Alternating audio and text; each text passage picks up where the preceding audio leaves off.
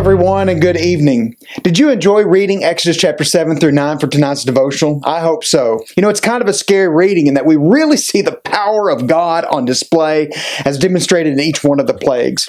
These chapters cover the first 7 plagues, and if you're like me, you're thinking, well, maybe the story would change and Pharaoh would go ahead and relent at some point and let the people go. But we know better, don't we? The story does not change. Will you do me a favor? Stop right now and like and share this video so that your friends will see it and perhaps will watch it too, and we can all grow and learn together. And I want to ask you to do one more thing for me tonight as well. Comment on this post and let me know which of these plagues that we cover tonight is the one that you think would be the hardest for you to endure if you were one of the Egyptians. Or which one of these plagues would have certainly convinced you more than the others to let the people go. You know, I think the river being turned to blood is gross, or the swarm of flies, or the frogs, absolutely disgusting.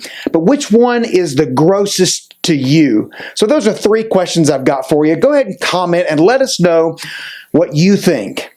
As we read in chapter 7, did you notice that God already knew that Pharaoh would not let the people go and that his heart would be hardened? Did you notice that God said that this will happen so that he can multiply his signs and his wonders in the land of Egypt? I think he has a lesson to teach these people, and we'll see that by the end of this devotional.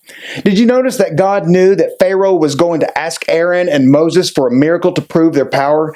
And he told Aaron that when Pharaoh asked this, to throw down his staff to the ground and it would become a serpent before Pharaoh's eyes, which that's exactly what happened. God already knew, and that is a key thought through all of this. So when it came to pass that Pharaoh asked for a miracle, that Aaron threw down his staff, and Pharaoh thought that this was just a simple magic trick.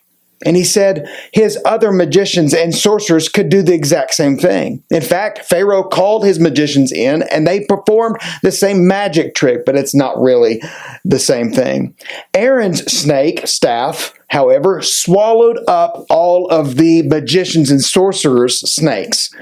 But Pharaoh still refused to believe in what Moses and Aaron were saying because he did not want to free the people of Israel. Even though Aaron's staff appeared more powerful, Pharaoh refused to let the Israelites go. Then the Lord told Moses and Aaron to go to the Nile River in the morning when Pharaoh would be there, and he told Aaron to use his staff once more by holding it up over the river. And when he did this, all of the water of the land turned to blood. But not just the water in the river, even the water that had been stored up in jars all throughout the land turned to blood. Can you imagine going to your pantry, pulling out your water bottle, and it's blood, a blood bottle? Disgusting.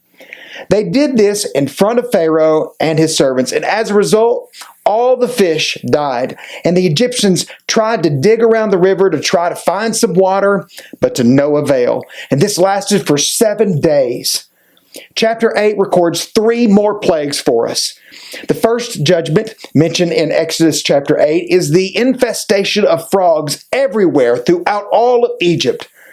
After some time, Pharaoh seemed to be willing to relent, and he called on Moses and Aaron to ask God to remove the frogs in exchange for letting the Israelites offer their sacrifices to the Lord. Moses told Pharaoh that the only frogs that would remain the next day would be in the river. The other frogs died, as Moses had said, and the land just stunk with heaps of dead frogs everywhere. Oh, I can't even imagine. However, once Pharaoh saw that Moses had rid the area of all the frogs, he changed his mind. And as a result, the Lord sent yet another plague, or another judgment. For God's next judgment, he turned all the dust of the land of Egypt into lice. Ugh. Again, Aaron raised his staff and hit the ground with it, and Moses' magicians could not replicate this, and they told Pharaoh that this could only have been done by God. Moses then went to Pharaoh once more and asked him to let the people of Israel go, and Pharaoh still did not relent. Next, God sent a swarm of flies on the people of Egypt. Moses again goes to Pharaoh to see if he would allow the people to leave. And if he did, then Moses said, then all the flies would be removed from the land of Egypt. And Pharaoh agreed. He said, yeah, sure, okay, yeah, go. But once again, once the flies were removed, Pharaoh changed his mind and he kept the Israelites captive. Now, chapter 9. Here it records 3 more plagues for us, 3 more judgments upon the land of Egypt. Moses went to Pharaoh again and asked him to let the Israelites go free. And if he did not comply, Moses said God would send a disease to all the animals in the field. However, none of the animals that the Israelites owned would catch the disease. And when this happened the next day, just as Moses had said, Pharaoh still refused to let the people go. If I was an Egyptian, I'd be mad at my king. God's next judgment on Pharaoh and Egypt in Exodus chapter 9 was boils. He told Aaron and Moses to grab a handful of ashes from the furnace and throw the ashes into the air in front of Pharaoh's eyes. When the ashes touched someone in Egypt, they would break out into boils and sores. Again, even though his magicians could not stop this, Pharaoh was stubborn and refused to let the people go. Exodus chapter 9 concludes with another judgment, another plague sent by God in the form of hail and fire raining from the sky. The Egyptians fell victim to the hail and the fire, while the Hebrews were spared. I can't imagine how this all worked out. It's just God's power. With this, Pharaoh relented again and promised the Lord that he would release the prisoners. In the end, however, once Moses prayed to God and all the hail and the fire was halted, Pharaoh refused to honor his pledge again. What is amazing about all these plagues that God has sent was the significance to some of the Egyptian gods.